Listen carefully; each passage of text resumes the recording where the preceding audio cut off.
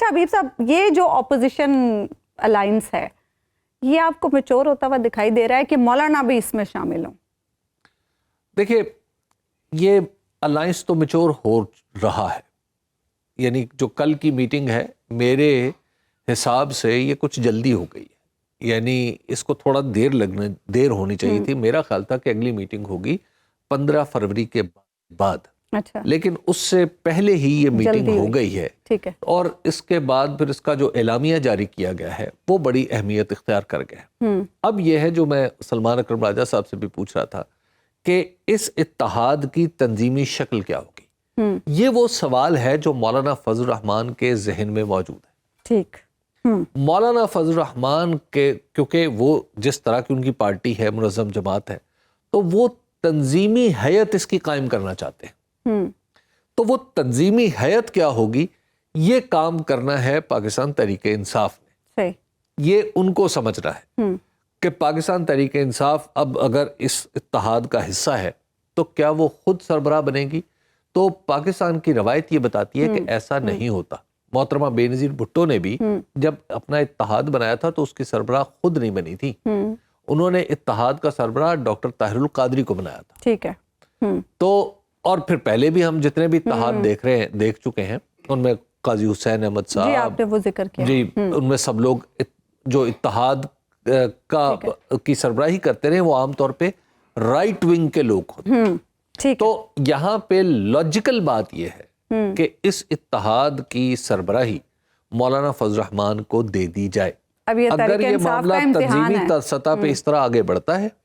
تو پھر آپ دیکھیے گا بہت تیزی سے بات چل نکلے گی۔ بھائی اس میں اگر سیکرٹری جنرل کی جو جگہ ہے وہ پی ٹی آئی اپنے پاس رکھے اور باقی لوگ اسی طرح، شاہد خاقان عباسی صاحب کو جس طرح ایک کمیٹی کی سربراہی دی گئی ہے، یہ کچھ ایسا لگ رہا ہے کہ کچھ میچورٹی آ رہی ہے اس سارے پروسیس۔ اچھا حبیب صاحب، آئی ایم ایف کے وفد کی chief justice of supreme court سے ملاقات اور تفصیلی نوعیت کے سوالات، ماضی میں تو ایسا کبھی نہیں ہوا، کیا کہا؟ کچھ لوگ کہہ رہے ہیں ہمارے انٹرنل افیئرز میں مداخلت ہے، کچھ لوگ کہہ رہے ہیں دباؤ ہے اس کی وجہ سے حکومت پر۔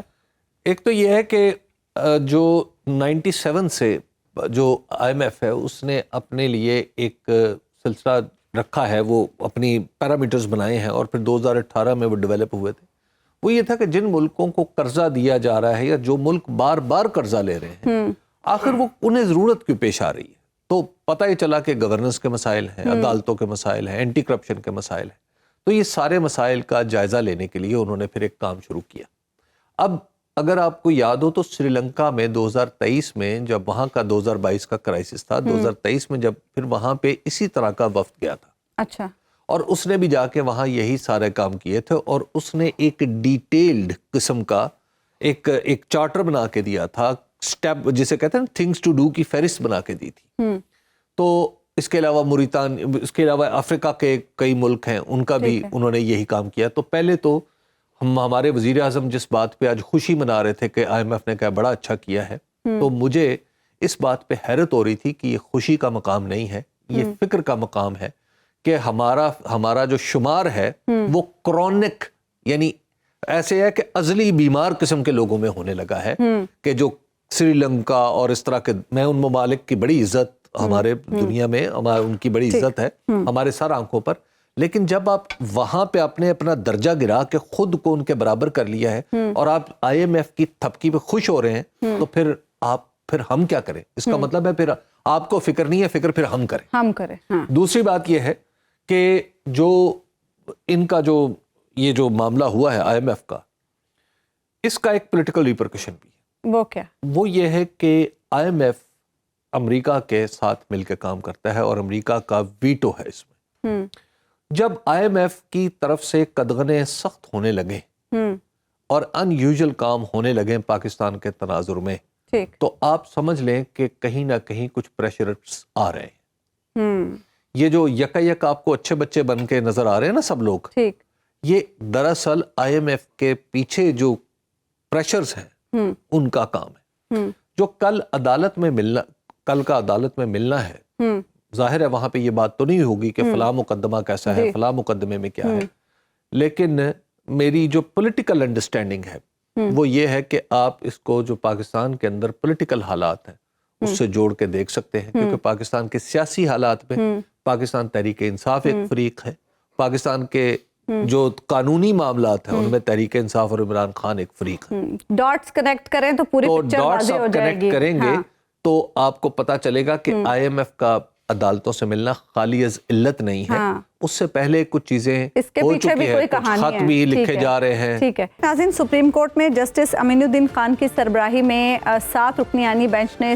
سویلینز کے ملٹری ٹرائل کے خلاف انٹرا کورٹ اپیل کی سماعت کی۔ جسٹس جمال خان بندوخیل نے اپیل کنندہ کے وکیل سلمان اکرم راجہ سے سوال کیا کہ آرمڈ فورسز کا کوئی شخص گھر بیٹھے کوئی جرم کرتا ہے تو کیا آرمی ایکٹ لگے گا؟ اگر بنیادی حقوق دستیاب نہ ہوں اور کسی ایکٹ کے ساتھ ملا لیں تو کیا حقوق متاثر ہوں گے؟ اس پر سلمان اکرم راجہ نے کہا کہ کیس میں 2 مسائل ہیں، ایک آرٹیکل 175 کا مسئلہ ہے، جہاں تک بات بنیادی حقوق کی ہے تو دروازے بند نہیں ہوں گے۔ کیس کی مزید سماعت کل ہوگی، لیکن ان اپیلوں کا کیا ہے، اس پر فیصلہ کب تک متوقع ہے، اسی بارے میں مزید بات کریں گے۔ سینئر کورٹ رپورٹر عدیل سرفراز ہمارے ساتھ پروگرام میں موجود ہیں۔ عدیل، اب یہ جو چیزیں جس طرح سے چل رہی ہیں اور سلمان اکرم راجہ صاحب جو دلائل دے رہے ہیں، اس سے آپ کی کیا انڈرسٹینڈنگ ہے؟ ججز کا جو مائنڈ ہے وہ کیا دیکھ رہے ہیں آپ؟ جی بالکل، جیسا کہ پہلے ہم نے کہا تھا، جب خواجہ حارث جو کہ اپیل کنندہ ہیں بیسیکلی اس کیس کے اندر، انہوں نے اپیل دائر کی اور انہوں نے اپنے آرگومنٹس کی آن بہاف آف جو ڈیفنس منسٹری ہے، ان کے دلائل کے دوران یہ طے کرنا مشکل تھا، مگر اب ہم دیکھ رہے ہیں پہلے خواجہ احمد حسین اور سلمان اکرم راجہ بالخصوص ان کے دلائل کے دوران ججز صاحبان کے جو سوال ہیں ان سے اندازہ یہی ہوتا ہے کہ وہ جو 2 پرٹیکولر سیکشن ہیں، سیکشن 2D1 اور 2D12،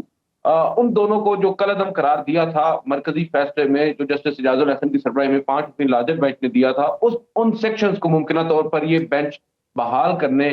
کی طرف جا رہا ہے۔ جہاں تک تعلق ہے سویلینز کا ملٹری ٹرائل، اس پر ابھی بھی نظر یہی آ رہا ہے کہ یہ ججز بھی شاید کنونس نہیں ہے کہ سویلینز کو ٹرائل کیا جا سکتا ہے ملٹری کورٹس کے اندر۔ آپ نے ابھی جسٹس جمال خان بندوخیل کی ان آبزرویشن یا ان سوالات کو بھی اٹھایا جو آج انہوں نے کمرہ عدالت میں رکھے سلمان اکرم راجہ کے سامنے، کیونکہ یہ بات بار بار ہو رہی تھی جو سویلینز ہیں آرمی کے اندر، کیا ان پر بھی ملٹری آرمی ایکٹ کے تحت ٹرائل ہوگا، اور وہ جو آرمی پرسنل ہیں اگر وہ گھروں پر ہیں یا انہوں نے کچھ ایسے نجی قسم کے جرائم کیے ہیں جس طرح کے پتنگ بازی ہے اور دوسری شادی کر لی ہے، تو کیا انہیں آئے گا کورٹ کے اندر؟ تو یہاں پر وہ شاید یہ ڈیفائن کرنے کی کوشش کر رہے ہیں کہ جرم کی نوعیت بھی دیکھنا ہوگی، اور پھر مختلف مثالیں بھی سامنے رکھی گئیں۔ یہاں پر سلمان اکرم راجہ نے ابھی تک عدالت کو یہی الیبوریٹ کرنے کی کوشش کی ہے، جو ایف بی علی کیس تھا وہ 1971-1973 والا معاملہ ہے۔ 1967 میں جو آرڈیننس لایا گیا تھا جس میں سیکشن 2D1 کو شامل کیا گیا تھا، اور اب ہم 2025 میں موجود ہیں، بیرسٹر اعتزاز احسن بھی آئے، انہوں نے بھی اسی طرح عدالت کے سامنے موقف اپنایا اور یہ کہا کہ اس وقت جو کچھ ہو رہا تھا وہ 2025 میں نہیں ہو سکتا۔ اب پوری دنیا میں ٹرائل ہو رہے ہیں، چاہے وہ ملٹری ٹرائل ہوں، وہ مختلف نوعیت کے ہو رہے ہیں۔ بند کمرے کے اندر ٹرائل کا اب رواج یا روایت ختم ہو چکی ہے، اور جو ٹرانسپیرنسی ہے یا جو بنیادی انسانی حقوق ہیں ان کو نظر انداز نہیں کیا جا سکتا۔ یہ بتائیے گا کہ ابھی جو اس وقت سماعت جاری ہے،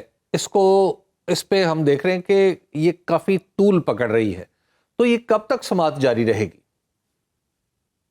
سرانہ لائٹر نوٹ، آج تو کمرہ عدالت میں صحافی آپس میں یہی کہہ رہے تھے کہ شاید سلمان اکرم راجہ صاحب بھی بدلہ لے رہے ہیں خواجہ حارث صاحب سے، کہ وہ بھی دلائل اپنے آرگومنٹ کو طول دیتے جا رہے ہیں۔ کل انہیں کہا گیا تھا کہ وہ اپنے آرگومنٹس کنکلوڈ کریں، انہوں نے آج کا کہا تھا اور آج بھی وہ کنکلوڈ نہیں کر سکے، اب کل تک یہ معاملہ چلا گیا، اور بظاہر نظر آ رہا ہے کہ نیکسٹ ویک میں بھی جائے گا، کیونکہ جمعے کے تو سماعت ہے نہیں۔ آج جو مقدمات سماعت مقرر تھے جمعے کے لیے، انہیں بھی آئینی بینچ نے ڈی لسٹ کر دیا ہے فار سرٹن ریزنز، ابھی تک واضح نہیں ہے کس وجہ سے وہ ڈی لسٹ ہوئے ہیں، مگر اب صرف آئینی بینچ کل کے دن بیٹھے گا۔ ٹھیک ہے عدیل، کل بھی آپ سے حوالے سے مزید جانیں گے کہ کل کیا سماعت ہوتی ہے۔